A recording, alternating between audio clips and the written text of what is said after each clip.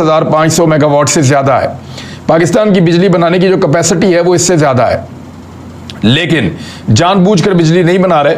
पहले ये कह रहे थे कि हमने कुछ पावर प्लांट चालू किए हैं और 27 बंद थे, 20 चालू कर दिए और ये और वो। पिछले 3.5 साल में जब इमरान खान साहब की हुकूमत थी, कौम ने इतनी बुरी और बदतरीन लोड शेडिंग नहीं देखी। और ये मैं नहीं कह रहा, ये मरियम नवाज साहबा खुद कह रही हैं। मरियम नवाज साहब ने कहा कि 3.5 साल बाद लोड शेडिंग वापस आ गई। तो ये तो शहबाज शरीफ की हुकूमत है जिसमें वापस आई है। जलसे में उन्होंने कहा, यह सरगोधा में, कि 3.5 साल बाद लोड शेडिंग वापस आ गई। मरियम नवाज ने कहा बदकिस्मती से नालायक को अवाम पर मुसल्लत कर दिया गया। ये देखें आप, अब शहबाज शरीफ को मुसल्लत किया है, लाकर शहबाज शरीफ को बिठाया है और उनकी भतीजी मरियम नवाज कह रही है कि बदकिस्मती से नालायक को अवाम पर मुसल्लत कर दिया गया, जिसकी वजह से 3.5 साल बाद लोड शेडिंग वापस आ गई।